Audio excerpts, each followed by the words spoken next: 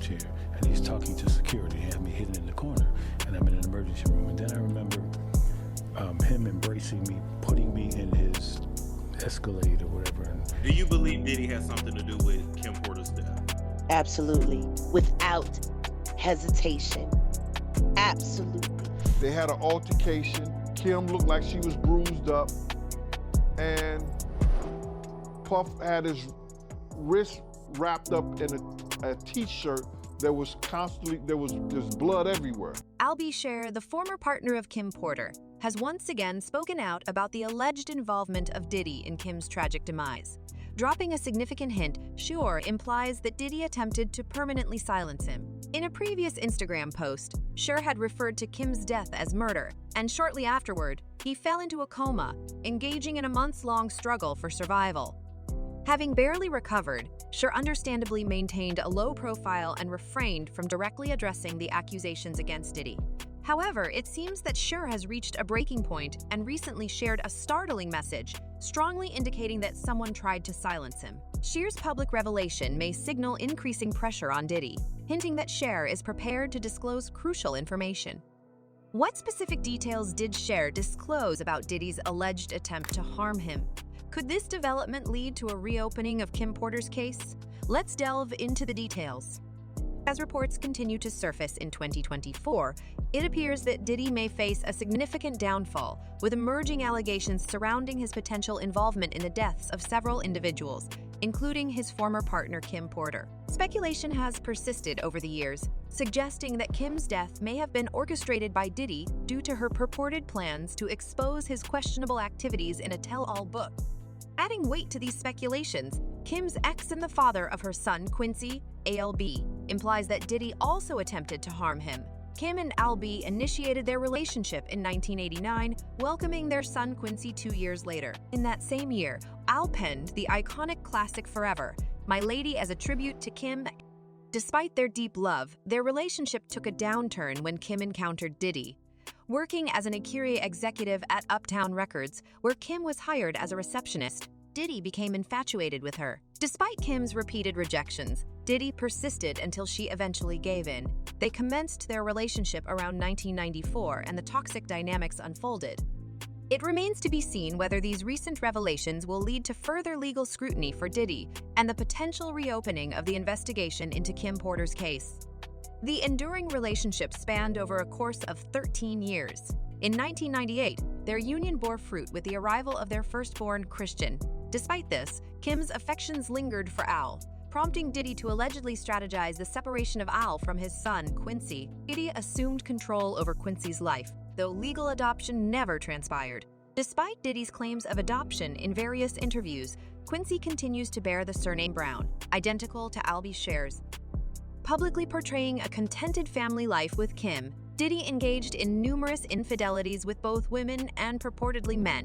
Concurrently, a romance with Jennifer Lopez blossomed while Kim carried Christian, leading to her decision to part ways with Diddy shortly after childbirth. Although J.Lo distanced herself from Diddy, after a 1991 nightclub incident, Kim eventually reconciled with him. In 2006, twin daughters Delilah Starr and Jessie James joined the family. Despite the additions, Diddy's mistreatment persisted, including physical altercations and surveillance. Former Bad Boy artist Mark Curry alleged that Diddy even wiretapped Kim's residence. Amid these challenges, rumors circulated about Kim planning to unveil her experiences with Diddy in a memoir. The breaking point for Kim occurred when she discovered Diddy had a secret child with associate Sarah Chapman.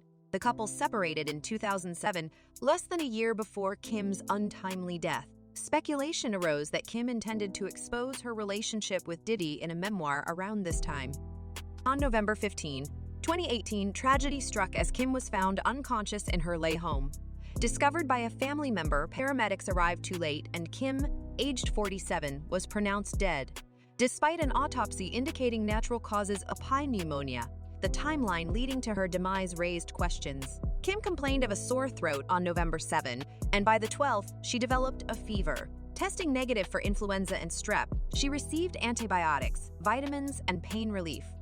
On November 14, Kim felt fine, with a normal temperature, as per her family. The coroner's report noted no history of substance or alcohol use or underlying health conditions. Albie Cher confirmed Kim's good health, having seen her shortly before her passing. In July 2020, Albie expressed doubts about the naturalness of Kim's death, sharing a video from the morning he learned of her demise, asserting that Kim didn't succumb to pneumonia suddenly. That's absolute nonsense. Truly, this is where I find myself in a predicament. Just recently, we celebrated our son Quincys' new deal and Netflix Christmas special. Kim was in great spirits, sharing laughter during my and Diddy's lighthearted exchange at the theater. I'll conclude it here. Al appended a hashtag, "Don't let the love songs fool you," seemingly directed at Diddy. Later, Al removed the post, citing Quincys' request due to its triggering nature. Nevertheless, AL maintains his conviction that Kim's demise remains enigmatic. Meanwhile, speculation arose that Diddy influenced Quincy to approach Al and persuade him to remove the post, referencing past accusations that Diddy turned Quincy against his biological father. Al persisted, posting a throwback picture with Kim and Quincy in November 2021. The caption hinted at life imitating art, art imitating life, making sense of it all. All revealed Kim confided in him, divulging distressing experiences, all suggested involving the FBI, emphasizing the unimaginable challenges she faced. Surprisingly, a few months later, Al faced a medical emergency leading to hospitalization. He disclosed collapsing in the studio, perplexing doctors with multiple health issues. Al spent 2 months in a coma, undergoing various medical procedures, including an organ transplant, blood transfusions, intubation, and ventilation. Fans began implicating Diddy. Over the past years, Al dropped cryptic messages, fueling speculation about Diddy's involvement in Kim's death and Al's hospitalization. However, Al abandoned subtlety and conveyed the clearest message yet, suggesting someone attempted to silence. On December 30, following Diddy's birthday tribute to his son Justin, Al shared a story alleging a grand campaign to silence him, predicting efforts to hinder his breathing during the forced deep sleep. Fans urge Al to speak out further, hoping Quincy sees the truth. Some label Diddy as pure evil, advising caution for anyone connected to him. Fans anticipate Al will speak out when he feels secure. One fan expressed hope for Quincy's awakening to Diddy's manipulative nature and the restoration of Albie Cher's relationship with his son. What are your thoughts on Albie Cher's recent revelation? Do you believe Diddy played a role in Kim's death and Albie's coma? Share your opinions below, and then proceed to watch the next video. Thanks for watching.